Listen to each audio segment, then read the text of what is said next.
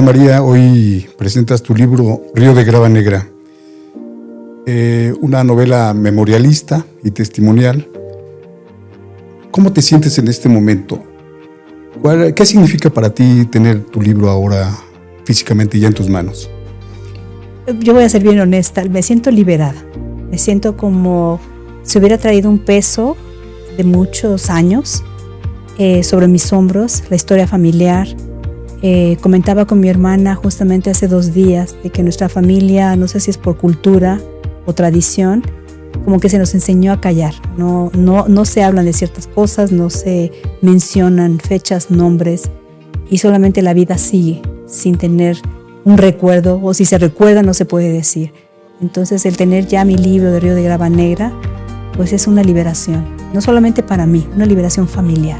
¿En qué momento es cuando decides tú tomar la máquina de escribir, la computadora, para comenzar? ¿Qué fue lo que detonó el escribir? ¿Qué fue lo que dijo, tengo que empezar? Es bien importante esa pregunta, porque de hecho yo siempre he escrito, desde los 13 años. Tengo diarios personales, tengo aproximadamente 27 diarios personales y he escrito por toda mi vida. O sea, yo continuamente escribo en mis diarios personales. Y yo recuerdo que cuando nuestro hijo ya iba a cumplir 18 años, el menor de los dos, Ángel, le pedí que él, si yo moría, él se hiciera cargo de esos diarios y sacara esas historias.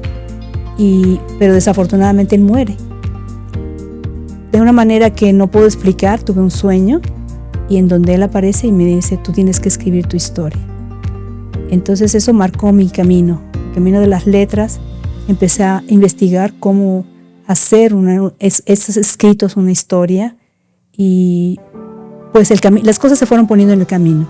Encontré un programa en la Universidad del Sagrado Corazón en Puerto Rico, hice una maestría en escritura creativa y bueno, yo sabía que yo quería ser escritora de memorias. Y obviamente pues hay 2 personajes que son muy importantes, mis padres, Gustavo y Margarita. Y hay personajes secundarios que están alrededor de estos 2 personajes. Mi padre pues fue un líder del movimiento estudiantil de 1968, fue parte del evento que marcó la historia de México, la masacre de 1968, en el 2 de octubre, y mi madre era su esposa.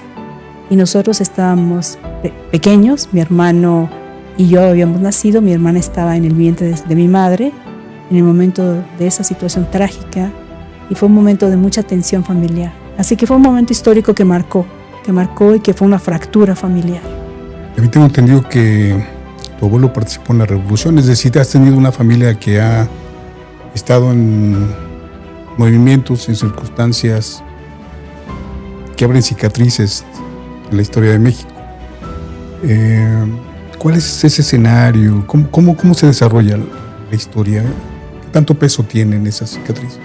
Bueno, es muchísimo, porque al conocer mi historia, al conocer mi pasado, puedo saber que vengo de un pueblo milenario. Mi abuelo es zapoteca y bueno, es bien sabido que las comunidades nativas son las que menos privilegios tienen. Hasta la fecha empiezan a tener privilegios, pero por muchos años en la historia mexicana son los pueblos humanos menos favorecidos, son los que han pasado, se han sobrevivido, ha sido porque tienen tenacidad y tienen una herencia ancestral. Entonces mi padre obviamente es descendiente de esa herencia y mi abuelo fue parte del movimiento de la Revolución Mexicana, se enlistó para ser partícipe de ese cambio, pero también fue partícipe de otro cambio. Él aceptó el cristianismo con todo su corazón y se unió al movimiento cristero en la década de los 30 para poder dejar una libertad de creencia en México.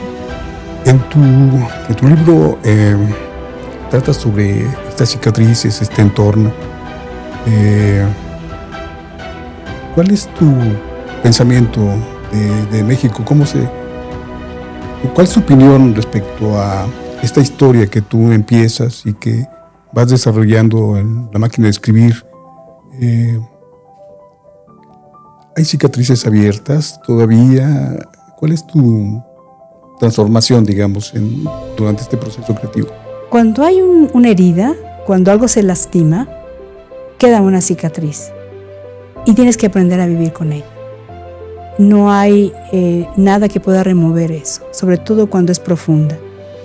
Tienes que vivir, caminar, respirar y sobrevivir con ella. México obviamente tiene muchas cicatrices. Los pueblos originarios, la pobreza, la delincuencia, el trato hacia la mujer. Y son heridas que van a seguir. Y yo creo que la parte más importante es que nosotros podamos aprender a saber cómo vivir en medio de una tragedia. Por eso es Río de Grabanera. Tenemos que fluir como un río. Tenemos que cruzar piedras. Tenemos que atravesar pendientes. Tenemos que enfrentar la adversidad. Pero no se termina el río tiene que llegar a un cauce final, a una desembocadura. Y eso es Río de Grabanera. Muestra que no importando el dolor, las circunstancias de la vida, tenemos que pasar por esas piedras para poder llegar a un final. Pero un final con toda la fuerza, no un río pequeño, un río que se detiene no llega. Simplemente no puede llegar a su desembocadura, porque se seca, se pierde, se queda. Pero también no puede llegar si no hay piedras. Tiene que haber resistencia, tiene que haber un cauce y una resistencia para poder lograr vencer.